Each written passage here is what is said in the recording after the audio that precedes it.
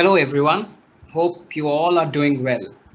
A hearty welcome to today's webinar on the topic Malware Threats, led by our training specialist and cybersecurity analyst Mufaddal Taskin. Hello Mufaddal, how are you? Hi Anurag, I'm well. How are you? I'm pretty good too. Great. So, with most of us working remotely today, it's important that we take precautions and save ourselves from various kinds of malware attacks that are happening around the world. And we read them in the news every day. So I guess this topic of malware threats is really important for most of the employees of organizations and also individuals. Without further ado, I request Mufaddal to take over. Over to you, Mufaddal.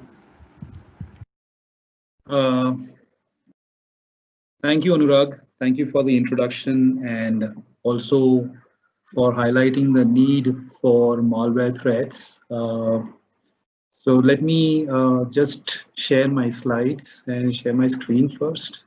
So as Anurag said, today, since we are working from home and most organizations are enabling the work from home concept, it becomes imperative for us to be knowledgeable about what are the threats that an organization faces today. So, first of all, thank you for joining us out over here. And today, as Anurag said, I'll be presenting this topic on malware threats. And before I go any further on this particular topic, uh, if you have any questions during the presentation, please type them in the chat box. I will address them during the course of the presentation. And we'll also have time for a Q&A session at the end.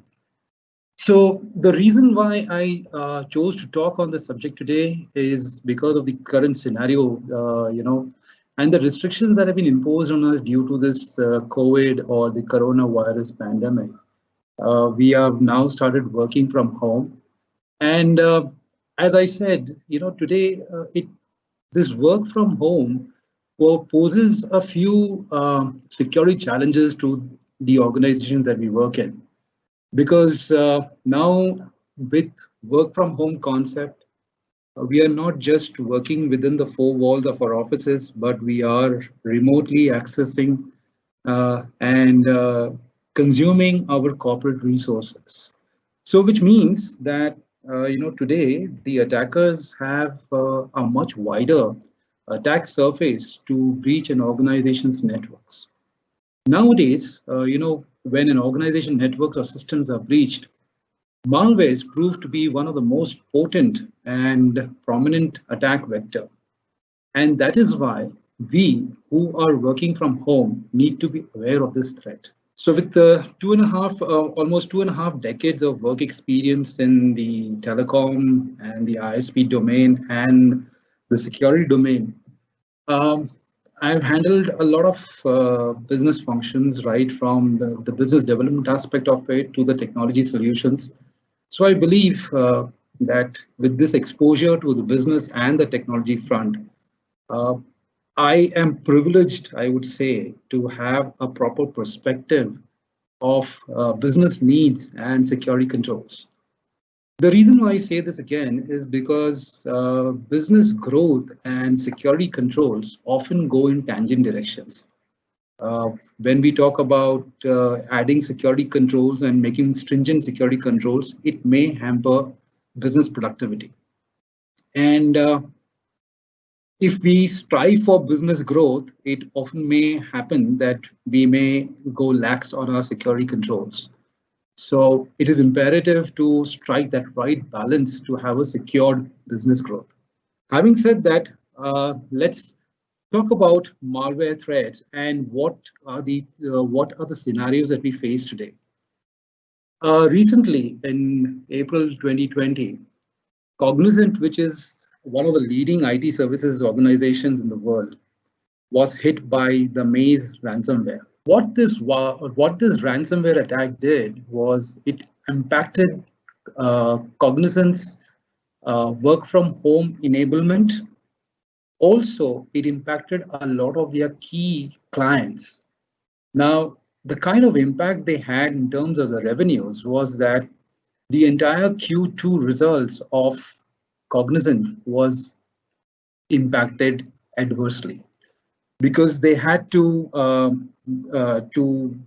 just come up from this ransomware attack and to build in the security measures to avoid such kind of attacks happening in the future again. They have earmarked something around 50 to 70 million dollars in just trying to make sure that all the vulnerabilities are patched and these kind of attacks don't happen again. And this is not taking into consideration their legal costs or some of the consulting costs that they would be incurring. It also does not take care of the losses that they would incur because when the client systems were impacted, it means that people who were working or the people who were working on those projects, those would be unbilled. And that unbilled cost would also be reflecting on the revenue statements and the balance sheets of Cognizant. So what the ransomware attackers did was they propagated this malware or the maze malware on the systems and thereby encrypting. So encrypting all the files on the systems, which led to a denial of service attacks. And they relied on these remote desktop connections and weak passwords. So this is the reason why when we are working from home and we are remotely accessing our corporate resources, uh, the attackers exploited that particular connectivity and they deployed this malware and impacted and created denial of service attacks for uh, Cognizant. So since we've been talking about malwares, what exactly are malwares? Malware is it's also a piece of software at the end of the day. And they are actually malicious softwares which are designed to break into a computer systems and without the knowledge of the victims, right? So once a malware is installed on the computer, what the attackers do is they gain control of the system. Now, when we talk about malicious software, so malware is a combination of two words, right? Malicious plus software, and that's where you get the word malware. So what is the malicious thing that these softwares are designed to do? So they can, malwares can cause a destruction of your hardware. So it could destroy your, it could destroy the boot sector of your hard drive, which would mean that you would not be able to boot up your system, all right? Attackers could also gain and steal critical information from your systems. Like, for example, they can steal your credentials, okay? They can disable your security controls. Like, for example, if you have antivirus or something like that, they can disable your security controls for that, okay? They can overwrite files and they can encrypt files, okay? They could display messages or some obscene messages for that matter, and also delete data from your systems. So once an attacker gains control of your system by deploying some malwares, they could do all these kind of crazy stuff on your computer. Now, what are the different types of malware? So malwares can be of different types, right? You can have viruses. So what are viruses? Now, viruses are those malicious softwares which basically, are infected in programs or are files which infect your system without the victim's knowledge. Okay. And typically, the property of a virus is that it cannot propagate on its own. So they need to have some kind of an infected file or an infected drive to move around in different systems. Then you have Trojans. Now, what are Trojans? Trojans are pieces of malwares which are disguised as a legitimate program. So what appears to be legitimate actually ends up running some malicious code in the back end, and it infects your systems. Then you have rootkits. Now, rootkits are those pieces of code that actually work on your operating system and they are hidden from a victim. Now, attackers gain and maintain access of a compromised system by deploying rootkits so that they are permanent, they are hidden, and they cannot be detected, right? Then you have worms. Worms are also pieces of malware or pieces of code that are designed to do different things. So like ransomwares are worms actually, which propagate on their own. Unlike a virus, which requires a medium to propagate in the network, worms do not need any infected drives or systems. They actually work on certain vulnerabilities within the network systems, like you have the server message block, which applications use to communicate with each other, and they use these vulnerabilities to propagate in the network. Then you have spywares. Now, spywares are deployed for basically spying on you. So probably it could hijack your web camera. Today, most of your systems are equipped with web cameras. So a spyware could actually be deployed to spy you on your webcam, or also for capturing your keystrokes. Then you have crimeware, and crimewares are like your ransomware is a crimeware. Today, ransomware industry in itself is about a $2 billion industry, right? And it's the fastest way of making money. So the times when criminals are doing these online attacks, if they were to steal some credentials or steal some credit card numbers, their revenues only originate, or they generate revenue only when they sell these stolen credit card numbers or such data. However, when they deploy ransomware is quick money because they start asking for bitcoins. Then you have adware. Now, adwares on their own are not malicious, but attackers use these adwares to misdirect or redirect a user to a site which is under their control. Apart from these, you also have other types of malwares, like for example, you have keyloggers. Now, keyloggers could be hardware based or it could be software based. Uh, Typically, a hardware-based keylogger would be connected to your keyboard, and then from the keyboard, it will go into your system, right? And what do? They actually capture your keystrokes. So imagine yourself, you have a keylogger malware which is running on a system, and you are accessing your banking application or your corporate network, and you are keying in your credentials. Now those credentials are going to, so those keystrokes that you make to type in those credentials, they will be captured by the keylogger and then they will be relayed back to the attacker, right? We discussed about ransomware, okay?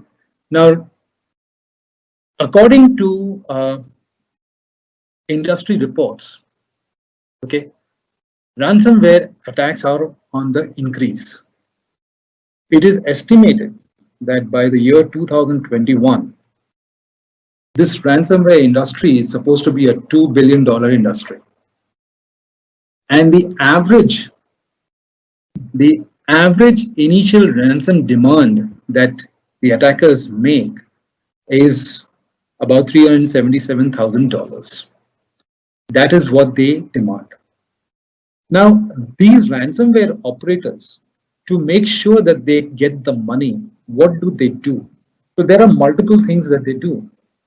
First of all, when they deploy the ransomware, before the encryption happens, they try to steal the data from your systems. All right. They steal the data, They lock up your drive and they lock up your systems by encrypting your files, and then they demand for the ransomware. Now, typically, if most organizations do take a backup of all their critical data.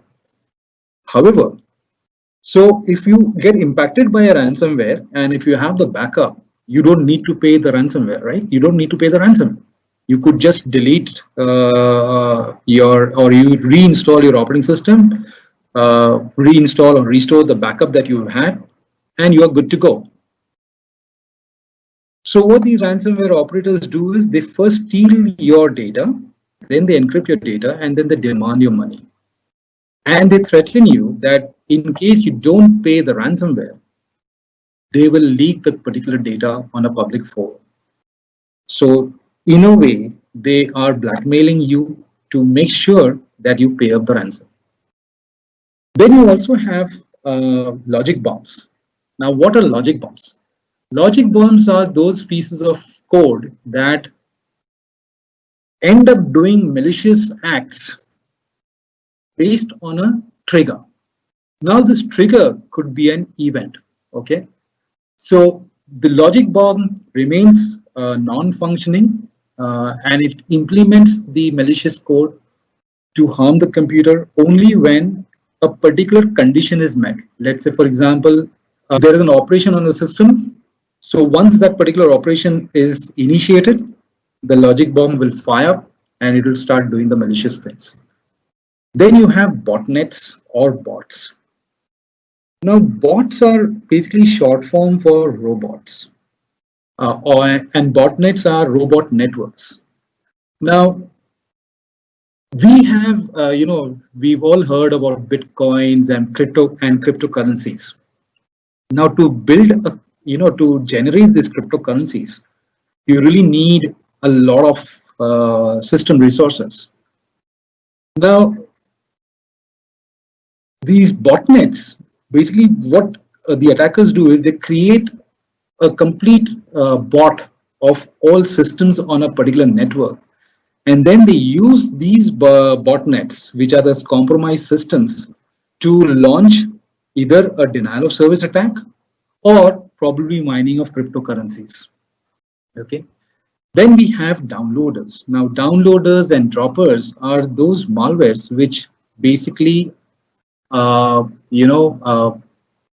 they download another malicious code or they will update the existing malicious code. Okay.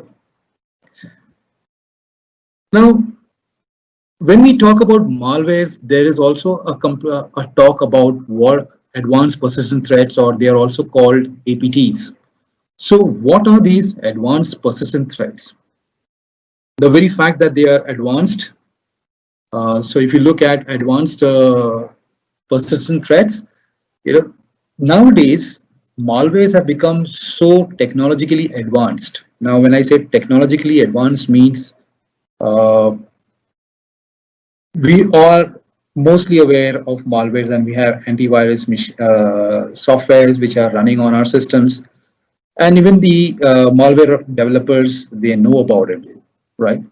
So they start taking measures and build the code in such a manner that they can be, they can go undetected on a particular system.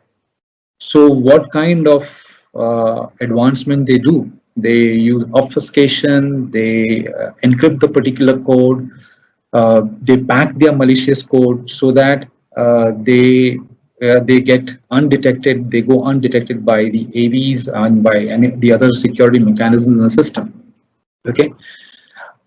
APT or advanced persistent threats are also used to specifically address groups of hackers who are individuals that have both, they have the skills, they have the technology, and they have the resources to launch attacks against specific targets. So the specific target could be like a country for that matter.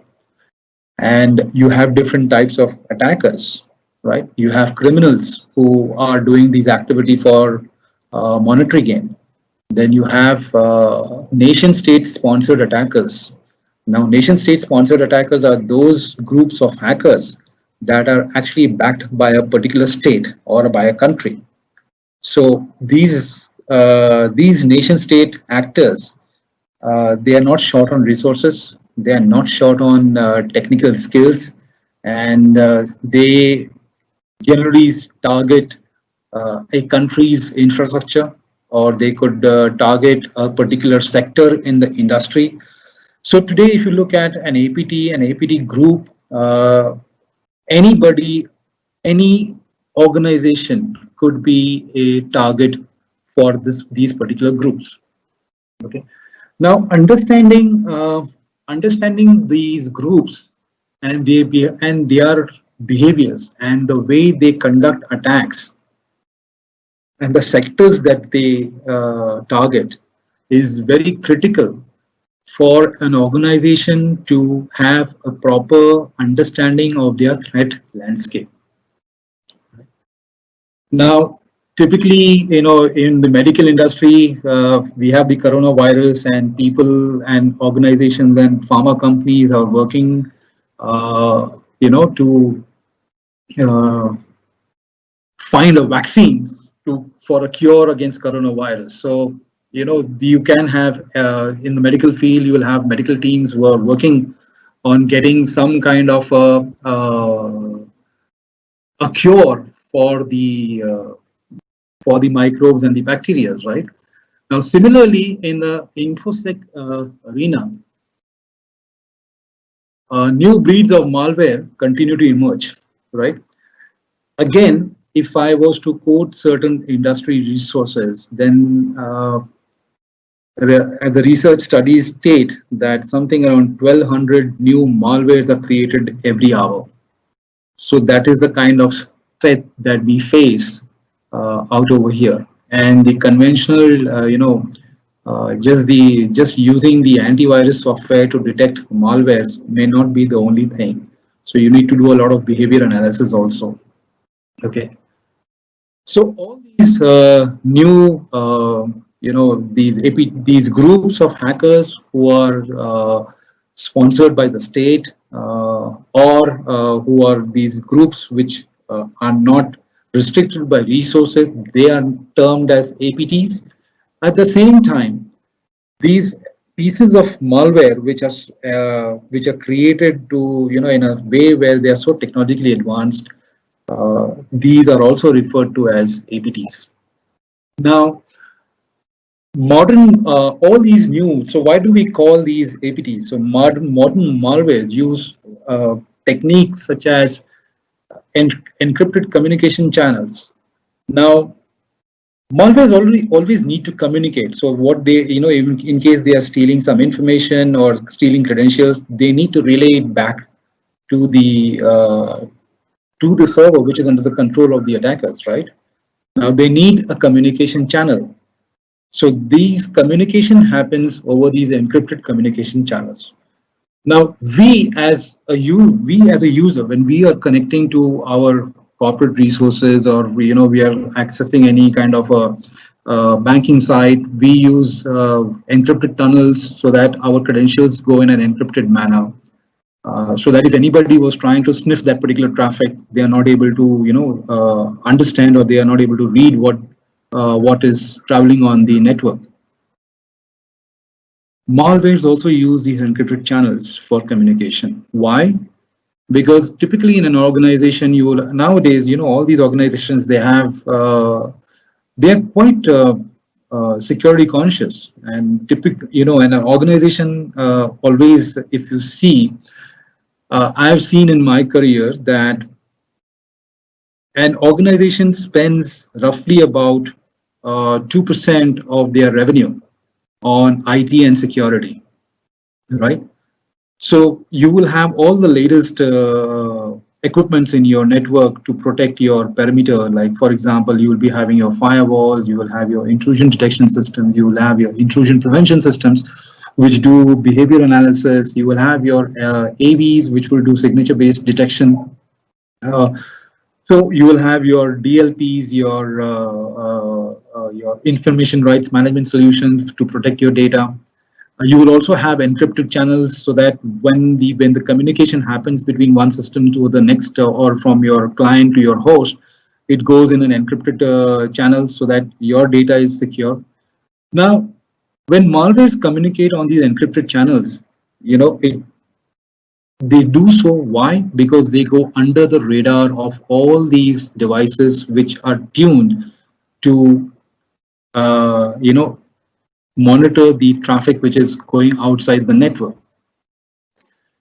Uh, to maintain the access on a particular compromised system, as I said, attackers use rootkits, so they actually create certain processes, or they could go and sit in certain of your services which start up when you boot up your system to first of all go under the radar. So they want to avoid detection, and at the same time they want to continue to maintain their access. And they use compression and obfuscation, packing, so that they evade all your detection mechanisms like your antiviruses and all your anti-X engines. Malwares also use zero-day vulnerabilities. Now, when we say zero-day vulnerabilities, so first of all, let's talk about a vulnerability. What is a vulnerability? A vulnerability is a weakness in your system, right? And a zero-day vulnerability is those vulnerabilities which actually are known to the attacker, but they are not known to the manufacturer or the vendor of that particular software or the system. So malwares often use zero-day vulnerabilities because when a vulnerability is known, there are patches and there are fixes for that. So by using zero-day vulnerabilities, they are actually compromising. So like, for example, when we talk about WannaCry used a zero-day vulnerability for propagating on the network. And within a very short period of time, it infected almost like 230,000 computers in about 30 to 50 odd countries. Okay, modern malwares are, so why are they called APTs? Because they are persistent, they are stealthy. So by using all these technological advancements in obfuscation, in packing, in encryption, they become stealthy. They are designed to stay for a longer period in the network.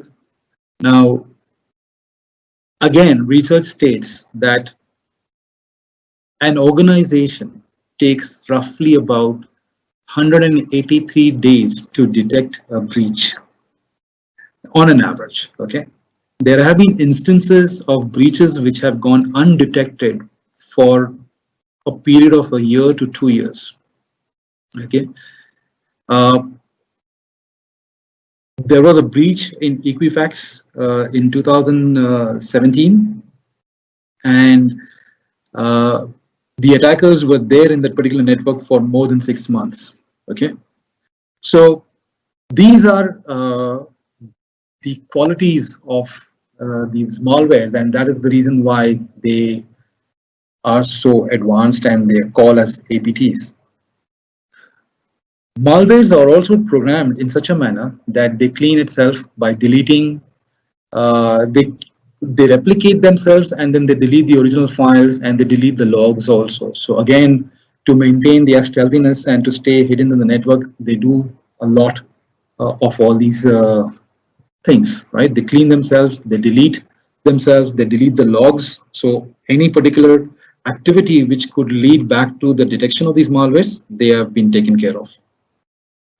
Now, all these malwares also need to communicate to their command and control center because they may need to take some action. They may need to take some actions from the attackers. So attackers can pass commands through these malwares, and also they need to relay back the data. So in case if they are stealing any information, or if they're doing stealing some data or stealing some credentials, they need to relay it back to these control servers, which are called command and control servers, which are typically also called as C2 servers, which are in the control of the attackers.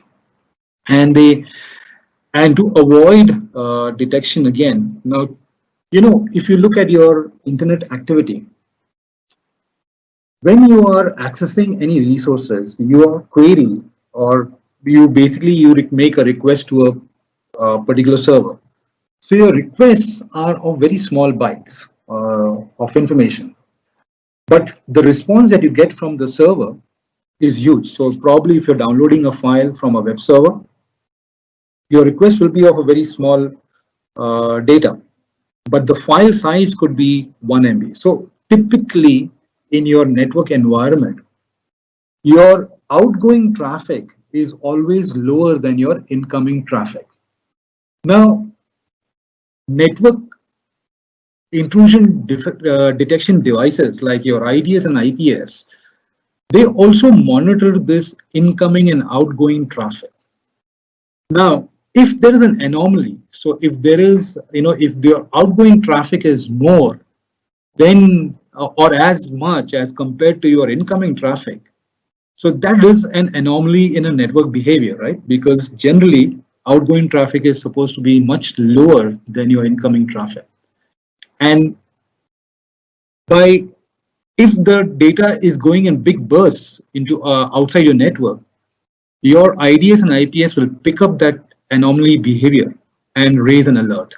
So what these malwares do is they basically transmit the data from a host of infected systems in small pieces of information, so that again the IDSs and the IPSs don't pick up this anomaly behavior and raise an alert.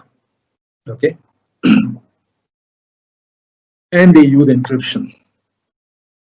Now, how are the malwares deployed, right? So today, the most common method of deploying a malware is phishing. Now, what is phishing? Phishing is a mail campaign which attackers generally do.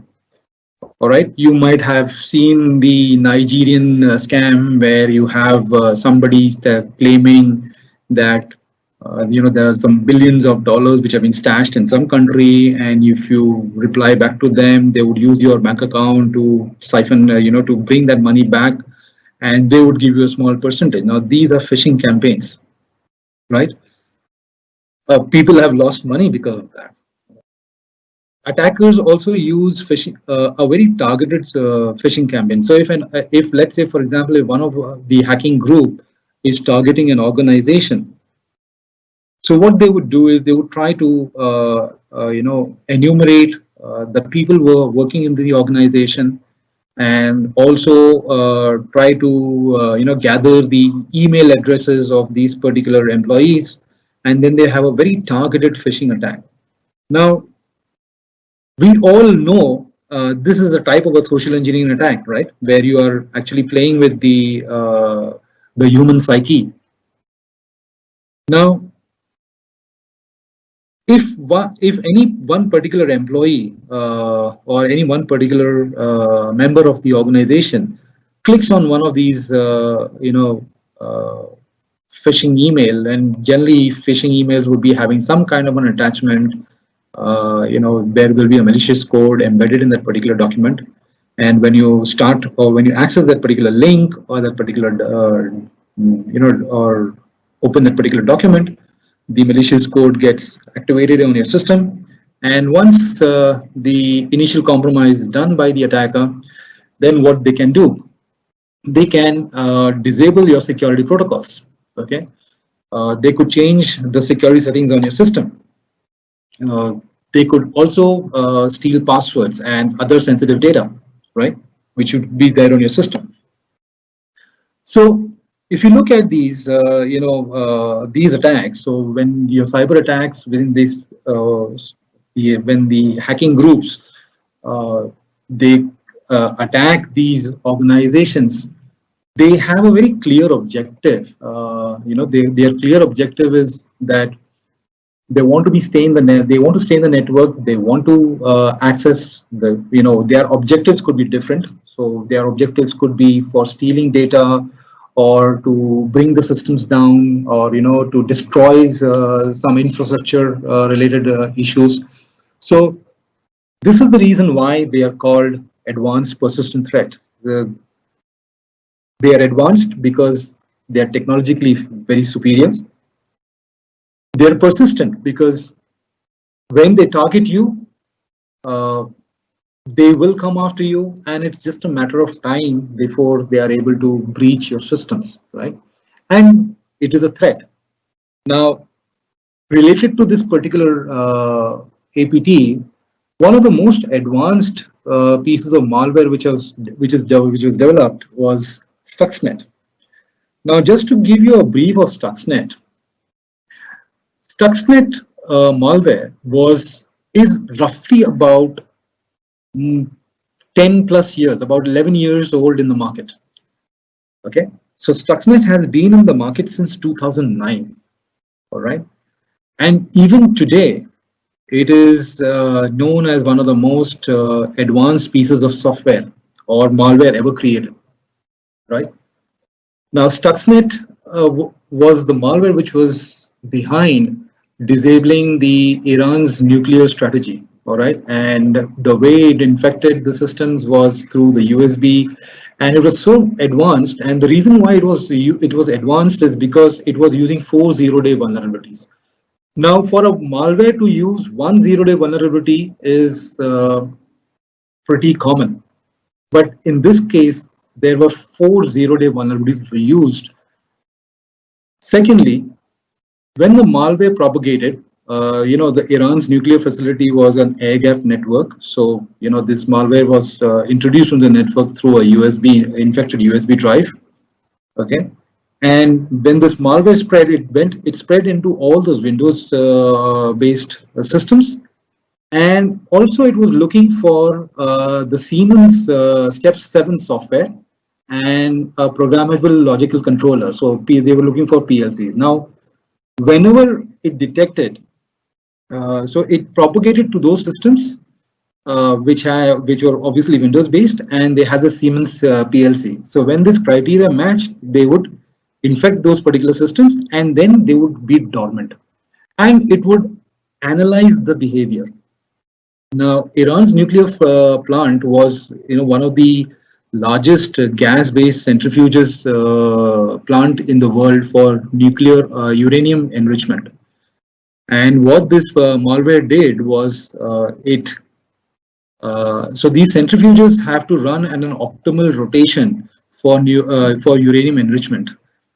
Now, what this malware did was it disrupted and changed the rotational speeds of these centrifuges, and they were operating at such speeds that these centrifuges started failing.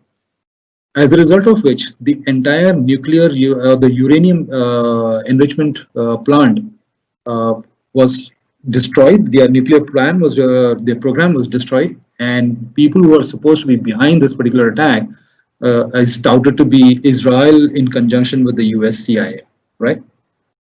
So that is what this malware did. It's supposed to be, even today, it is supposed to be one of the most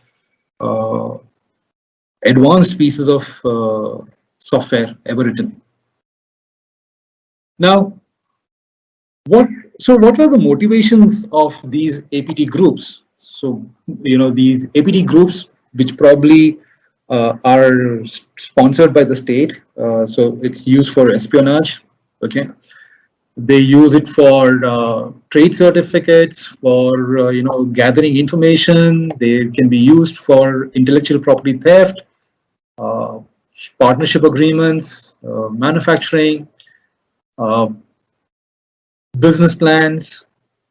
Now, if I was to just give you an example, during these in the recent days, there was a tension about between India and China over the Galwan Valley, right? Over the intrusions of the Chinese army onto the Galwan Valley. Now, during this particular period of time, Indian government agencies and banks reported denial or distributed denial of services attack, which was reportedly originating in China. Okay, so we talk about First World War, we talk about the Second World War, and we talk about the Third World War. And we are all trying to avoid the Third World War. But honestly speaking, the Third World War has been going on for decades now.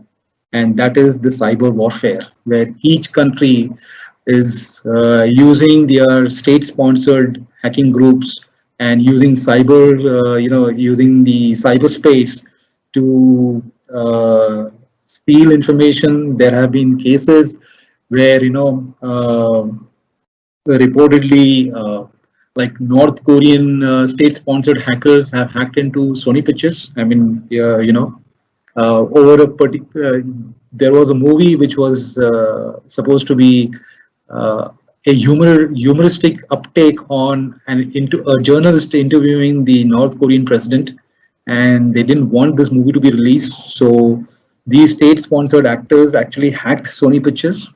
And what did the attackers gain? They knew the salaries of all the actors of Sony associated with Sony Pictures. They had unreleased movies. Okay, they're taken off, and this was a huge loss for Sony, right? We already discussed about Israel working in conjunction with the US to derail the nuclear plans of Israel of Iran. Okay, there's a unit 61398 which is accused of being backed by China's military, and they are rumored to be responsible for many cyber attacks against Western businesses. And representatives of FireEye, which is a US-based security firm, they state that China is, using its military to gain commercial advantages over foreign competitors. Right now, so if you see, every country is having its own group of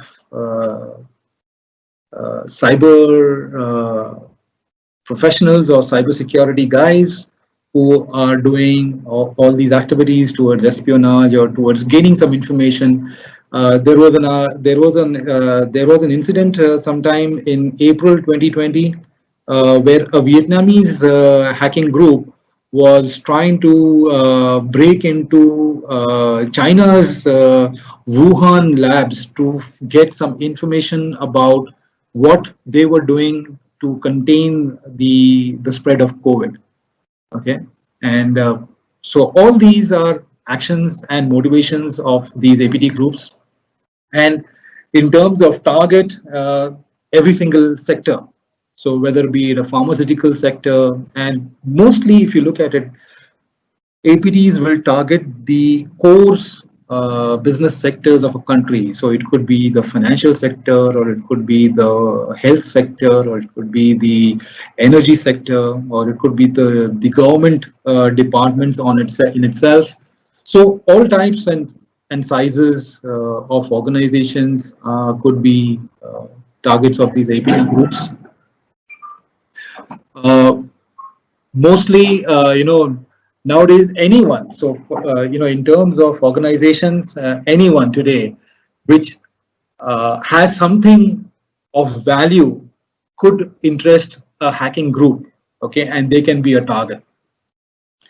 Now, to defend against these people and defend against these APT groups, you need to have the knowledge of a hacker and the knowledge of a defender, right? So if you have to defend yourself against these people, you have to have the knowledge of the hacker. Okay. The features of these APTs are basically they are highly customized. So if you look at Stuxnet, we did discuss about Stuxnet. So it was using 4 zero-day vulnerabilities. At the same time, antiviruses. If you have any digitally signed application, normally an AV would not detect it as a malicious software.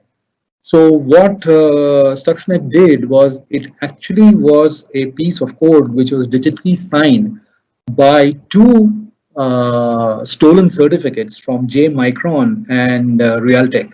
Now, J Micron and Realtek are two organizations which are in the semiconductor business. So they stole these certificates to sign the Stuxnet malware, so that when it is being deployed on the system, the AV engines would say that, okay, this is a signed application, so it seems to be a little genuine, and it bypassed the detection mechanisms. They are targeted. Okay, so as I said, APTs generally target the core sectors of any country. It could be the government sector, the government departments. It could be the health sector. It could be the financial sector, the telecom sector.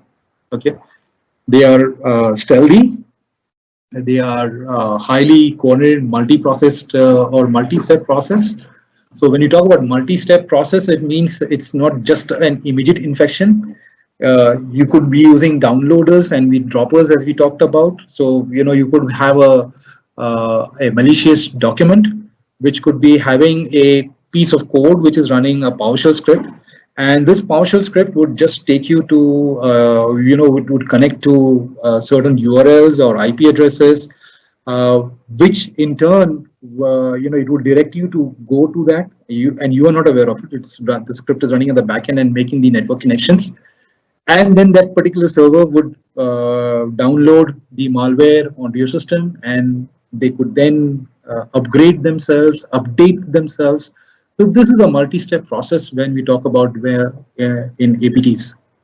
All right, and since they use a lot of these obfuscation tools and technologies, they tend to remain undetected in your network for a longer period of time.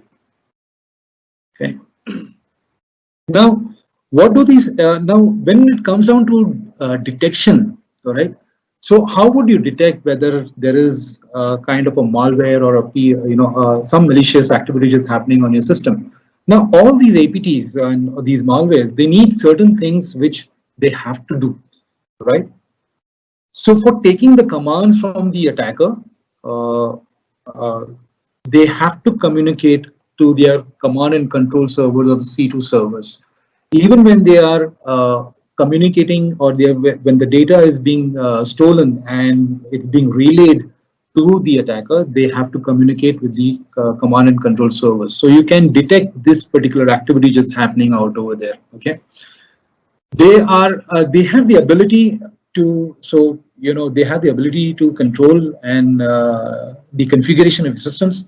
So they could disable your security mechanisms, the AVs. Okay, so malwares, if they need to, if they're benign and they need to update themselves, they need to talk to the command and control servers. They APTs want to be invisible for longer periods of time, so they want to be under the radar, so they don't want to be known out over here. Another one of the functions that malwares do is they regenerate themselves. So they have multiple payloads, and regeneration is a very critical thing, because they create multiple copies of themselves, and they to stay hidden. So all these activities are basically performed to be persistent in, and to stay in your network for a longer period of time to avoid detection. Now, if you need to understand the life cycle, so typically when you look at an APT, they follow certain steps and certain procedures and certain steps they follow. All right. So Mr. Jim, a security researcher, has written an excellent article on the APT life cycle, and he explained the APT life cycle with the help of Mr. Robot. And I'm reproducing it over here for the benefit of the audience to understand how APTs work. So this is, if Mr. Robot is is a what do you call a serial or drama on TV, probably available on Netflix, if I'm not mistaken, or Amazon Prime. And there are certain incidences in this Mr. Robot which can be used very effectively to explain what happens and how these APTs work. Now, there is this episode in Mr. Robot where the central character's name is Elliot.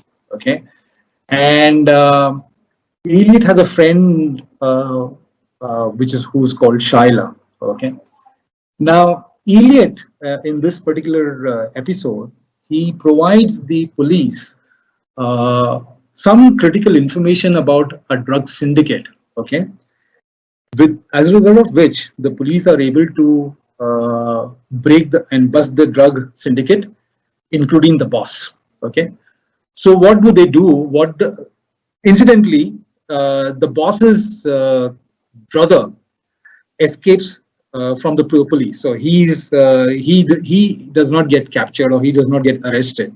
Okay, now the brother works behind to free the boss of the drug mafia, of the drug cartel. So what he does is he engineers Shaila to be kidnapped, and he blackmails and he tells Elliot that you are the person who's responsible for getting my brother behind bars. Now I have kidnapped your friend. You have to help me to get my brother out. Otherwise, you know what is going to happen. All right. So what does Elliot do? Now the prison. Now this the boss. The boss's name was Vera, if I'm not mistaken. Yeah, Vera. Vera is the boss.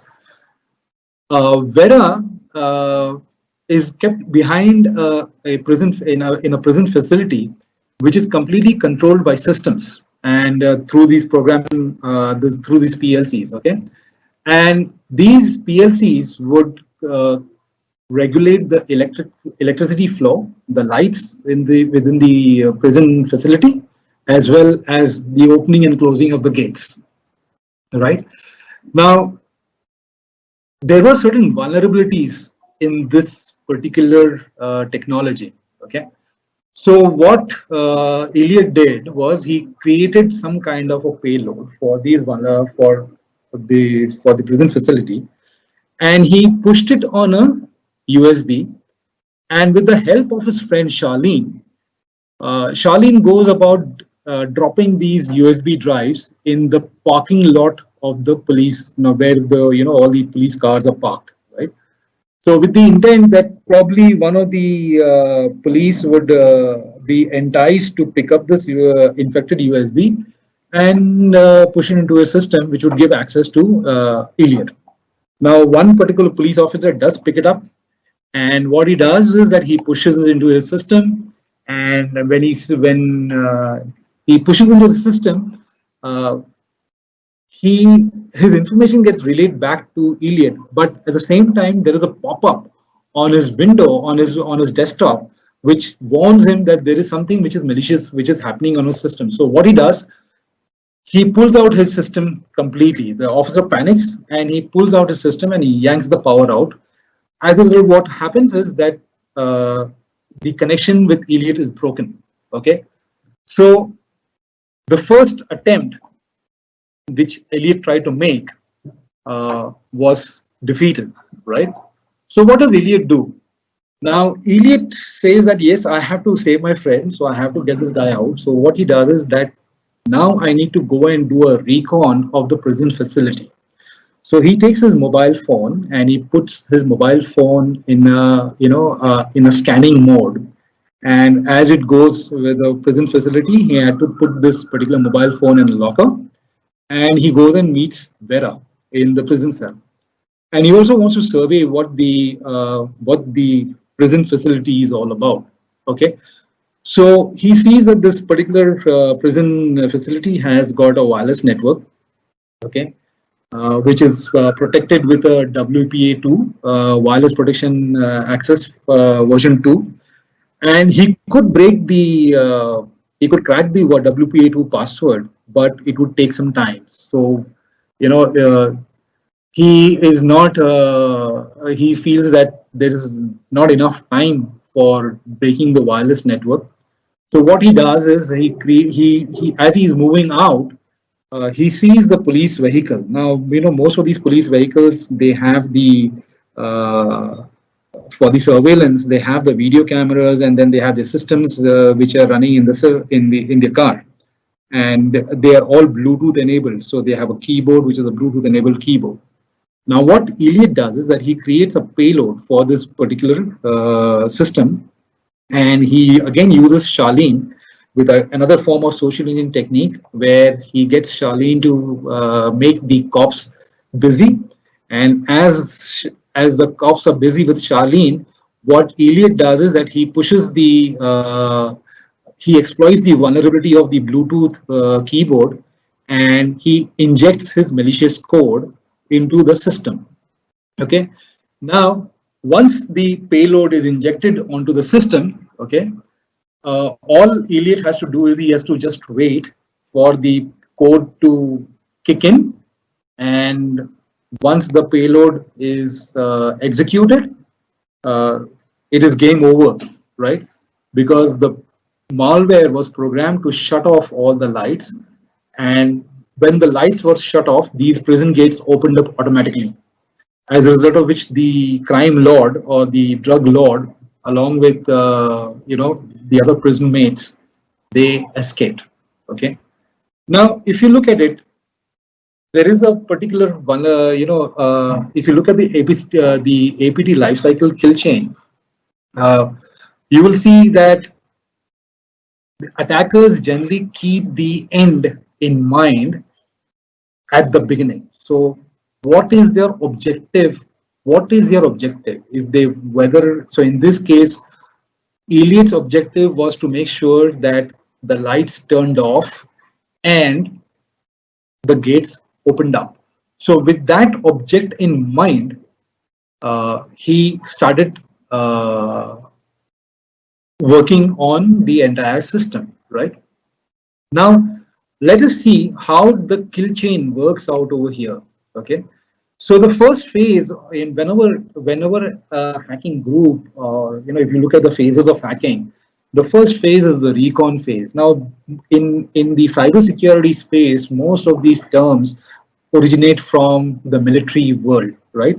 So a recon is or a reconnaissance is a term which the military is very well aware of, because before they attack any target, they would like to have a recon done about what is the geography, who are the people, what are the attack vectors going to be. So they'll be doing a lot of recon activities.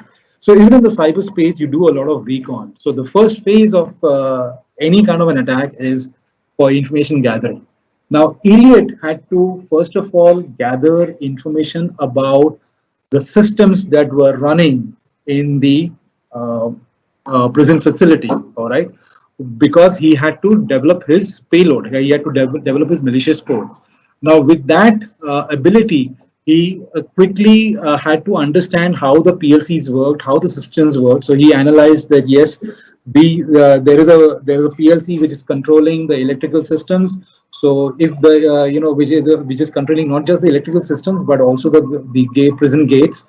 So if the electric or if the lights went off, then these gates would open up. So he had to quickly construct a malware which would do all of that. And then second thing, what he had to do was, when his first attempt to intrude the network, where with an infected USB, when it failed, he again had to quickly get into another, to find more information about the prison facility. So he visited Vera in the prison facility to find out what was the network or what was the systems which were inside the prison facilities, and he started gathering information about the wireless networks by putting his phone on a scan mode, right? This shows that how attackers can be very persistent. So they will keep coming after you. Though when you say advanced persistent threat, so persistence is not just a malware trying to be persistently, being in your network, but it is also these APT groups when they target a particular organization or any particular enterprise, they are persistent. If they, it is not that, if they fail once, that's the end of it. They'll try to gather more information. If they have failed once, they'll gather more information about the target to find out more and more attack vectors, or to create a wider attack surface. Okay. Then if you look at the payload, how was the payload being deployed? So there were certain social engineering techniques which were used. So the first was, where they were trying to bait or, lure some of the police officers to pick up these infected USB drives. So this was, a tried and tested method. Now we humans, we are generally uh,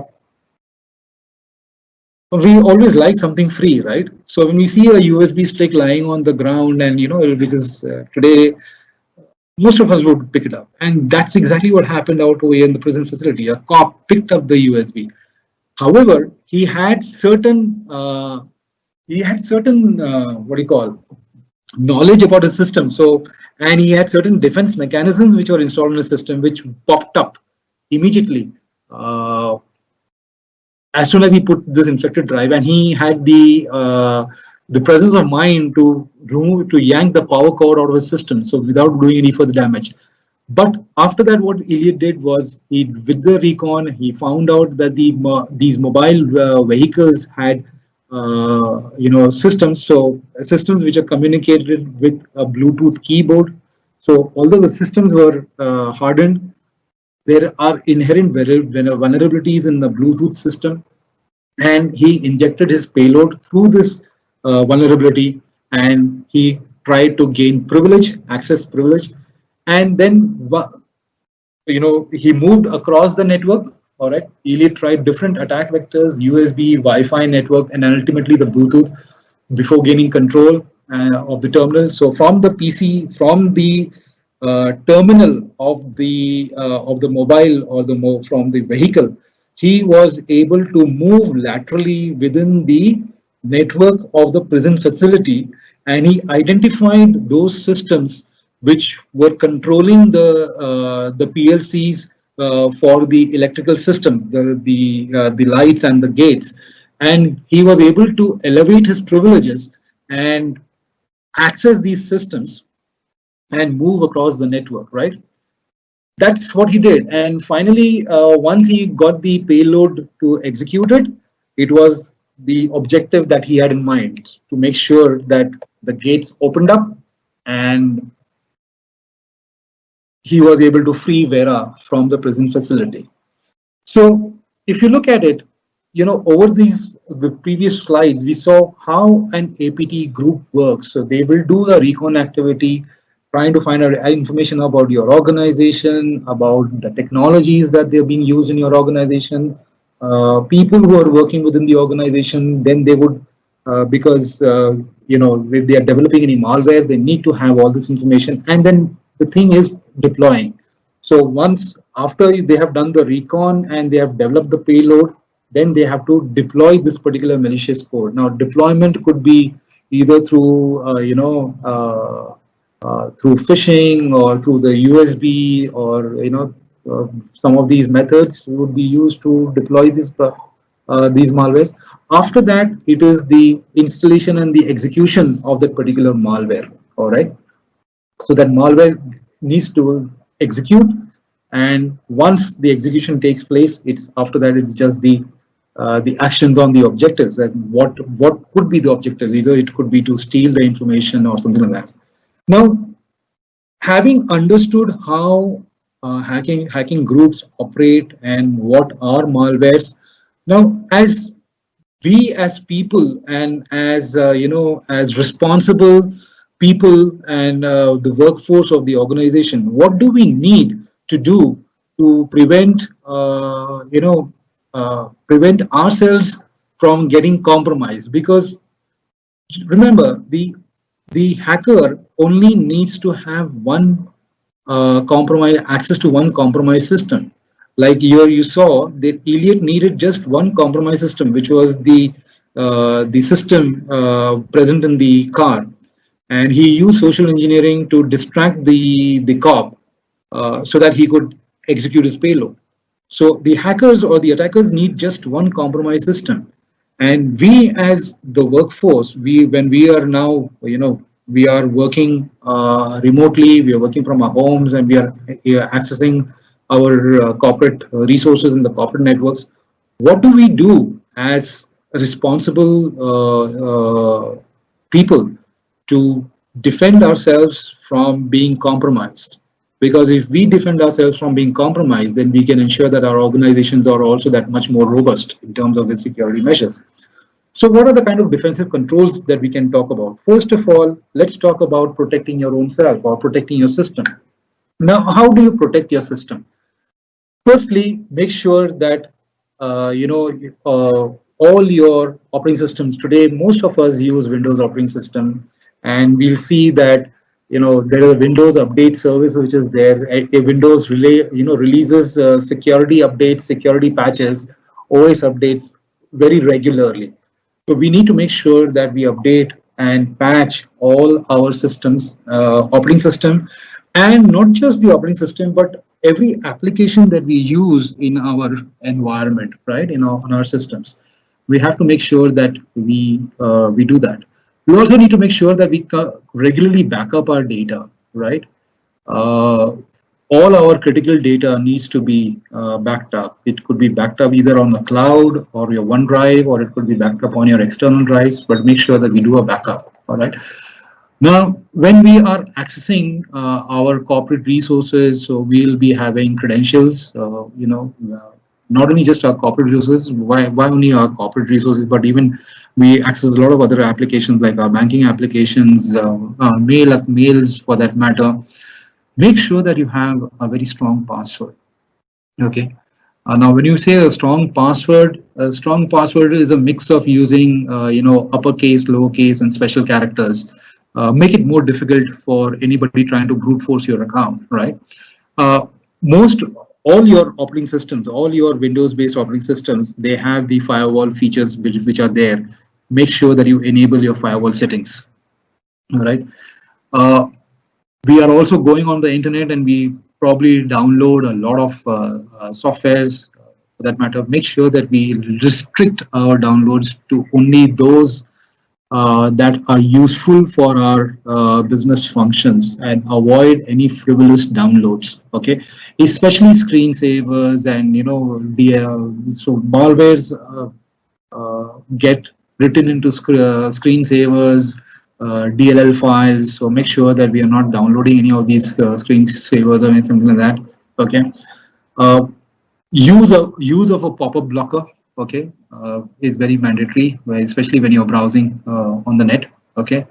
Uh, Also make sure that you keep an inventory of all the applications that are there on your system. Uh, Uninstall all those softwares which you are not using them, which are not in use, right? Because uh, more of these things that are there which are unused means they are not being you are not be using them, so they might not be patched. And if they are not patched, then there could be a vulnerability in those applications which could lead to a compromise, right? And last and not the least, make sure that you have your antiviruses installed on your systems, and make also doubly certain that just like your operating system and all your other applications, make sure that you patch your application. Okay. Uh, be very aware of what phishing is all about. Okay. Uh, there have been instances where attackers have used this coronavirus or the COVID to breach systems. Now, what do they do is that they have phishing email campaigns designed which could be with a spoofed email ID. Like, for example, you could receive a mail from a spoofed domain like ncov.gov.in, and you will think that, okay, fair enough, this is a particular mail which is coming from the government of India, and it is telling me to go to this particular URL. So, phishing mails could have malicious attachments, or it could have URLs for direction. Now, how do you detect a phishing mail? So, the one way of detecting a phishing mail is that they will always call for some urgent action. Like, for example, using this particular image from Kaspersky and CNBC News, you see that the cdc-gov.org is a mail. There's a mail which is originating from cdc-gov.org, whereas the original mail ID is cdc.gov. Now, what the attackers have done out over here is that they've created a spoofed domain, which is cdc.gov.org. Okay. Now, uh, every mail of such sort would call for some kind of an urgent action, right? Either it will tell you that you need to perform this action to check what is your health status, or you need to check who's your next door, who's the next infected person, and stay away from them. So there will be some kind of, or it will tell you that there is this particular regulation. You here in this particular instance, this is where tax evasion. So here the site stated that for the coronavirus, for any kind of tax exemptions, please click these guidelines to view your tax liabilities for that matter. Okay, so there will always be a sense of urgency which will be coming out over here. That's how you can detect a phishing email. You could get a mail which says that your credentials or your account is getting locked. Please click on this link to make sure that your account stays activated. So there will always be a sense of urgency. So make sure that you think before you click any particular link or any particular attachment or any particular URL. What do you do with your email usage, especially if you use your corporate email only for business purposes? Don't use these corporate. Don't use your corporate mails for social sites, or for downloading attachments or anything like that, or for subscription to any kind of newsletters or something. Okay.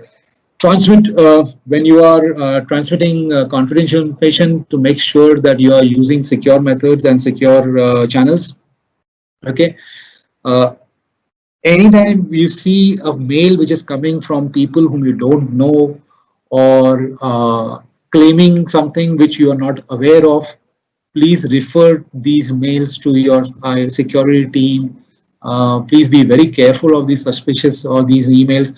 It is better to be cautious and mark these mails as suspicious rather than opening them and then having your system compromised, right?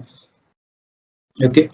Report any suspicious emails to your security teams within your organization. Okay.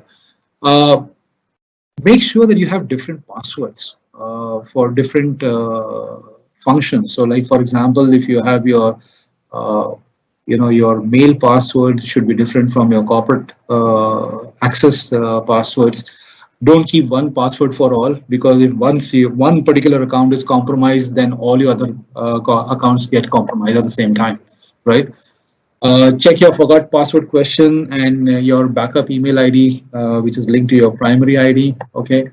Don't click on any particular link in an email. If you want to check over a particular, if you have a link in your email, just hover your mouse cursor over that particular link and you'll get to have your complete link address. So make sure that you are of the domain that you're visiting. All right. Don't accept any calendar invites from any suspicious looking people, right? Or people you don't know. All right. Now, vishing is another type of phishing. Now, what is vishing? Vishing is while you're using emails for phishing. It is basically the use of voice for phishing, right? And the modus operandi for vishing remains the same as phishing. Okay, you might get suspicious calls coming on the phone asking for your sensitive information, so avoid giving out any sensitive information.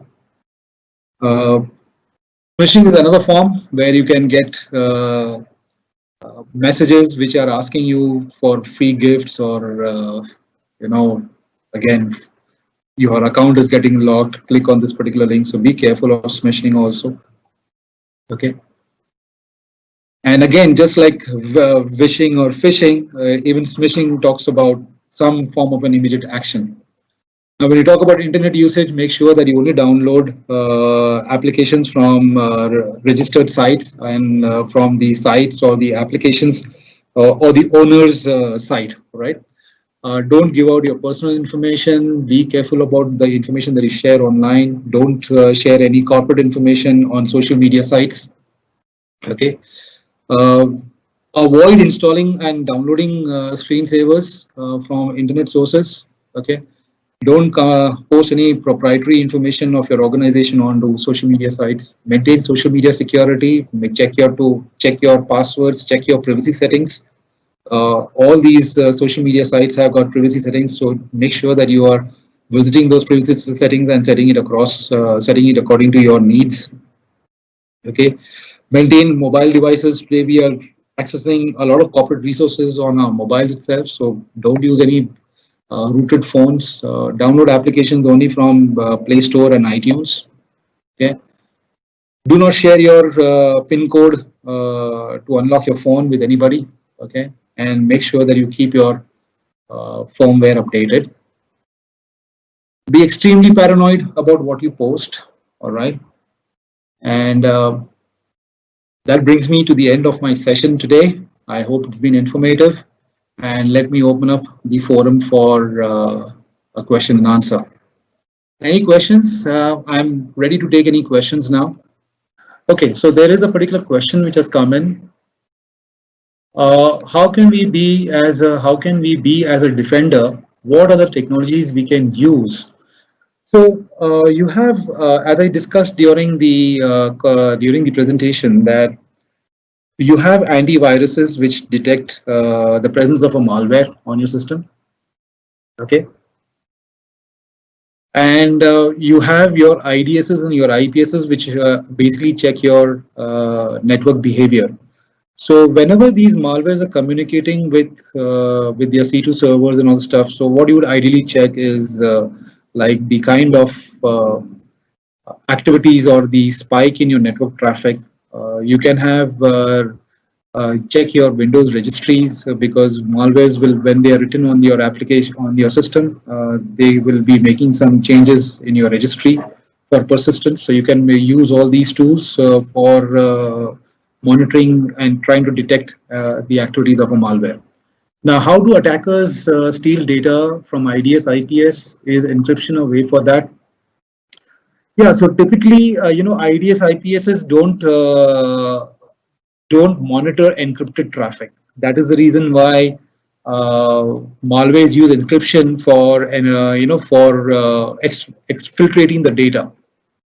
Yes. How do attackers hide data? I am not able to get the answer for this. I mean, data in the sense, if are you saying that how they hide the data exfiltration process, or they hide the malware? So, okay, so data exfiltration process can be hidden by using encrypted channels, as I just mentioned right now, and they hide the malware by installing rootkits, right? So they install these backdoors into the particular system, which actually write to the system processes. So they may create some processes or some services which could be running in your system, and you may not be you are not aware of it. So to hide the detection part of it, they would be doing these activities. You can also see. So when typically if you look at malwares, there is a lot of malware analysis which is done. So you get a lot of information from these malware analysis. So when you do either your static analysis or dynamic analysis, when you do a static analysis or dynamic analysis, you can gather information about the indicators of compromise. Like, for example, you can find out information about the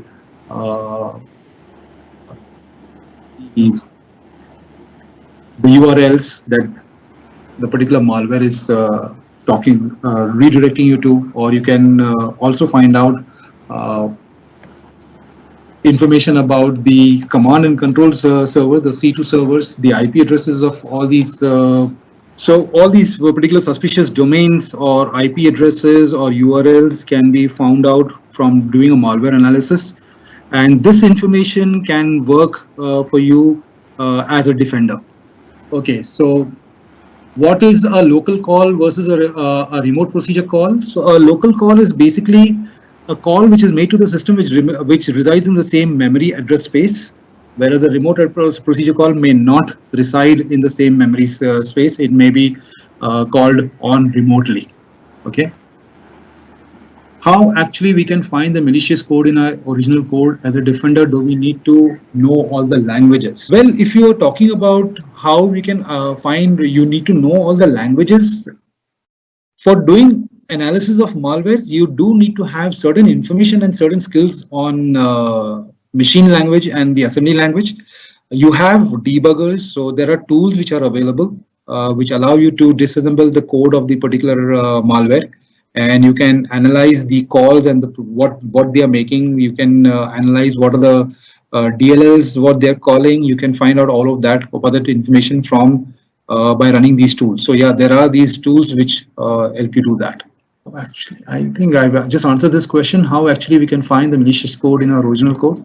So there are multiple things that you can do even out over here. So if you have, let's say for example, if you have if you're downloading a particular software, you can look at the hash value of that particular software which has been published by the vendor, and then when you are downloading that particular application, you can take a hash value of that downloaded application and then match the two hash values. If they are same, that means the code is not manipulated. If the hash values don't match up, that means there is some kind of a tampering which has been done with the code. So that's how one way you can do it. Or if you're not too sure about a particular application, or whether it's a malicious code, then you can run these things in your debuggers and then use the debugger to analyze the application. Okay, which course would you suggest for gaining more knowledge about malware analysis? Well, we have malware analysis and reverse engineering courses. So these particular courses would actually teach you everything about analyzing a malware statically and dynamically. How you can, what are the static tools and what are the dynamic tools? So how do you use the understand the registers, understand the assembly language. So you have these courses like malware analysis and reverse engineering courses. These courses are apt for understanding more about malware analysis. I guess that's it then, Mufaddal. I don't see any more questions coming in. So thank you everyone for attending the webinar today, and thanks a lot, Mufaddal, for sharing. Thank you. Thank you, Anurag, and thank you for all the attendees. Thank you all for joining us in this particular presentation. If you want any more information about all these courses that we talked about, malware analysis and all the other cybersecurity courses, please visit our digital learning platform on the URL https://online.iisecurity.in.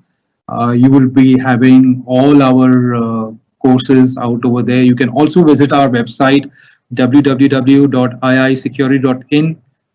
Gives you information about all the courses that we have in the cybersecurity arena, be it for ethical hacking, or be it for malware analysis and reverse engineering, or for digital forensics. Visit our sites to check that out. Thank you, everybody.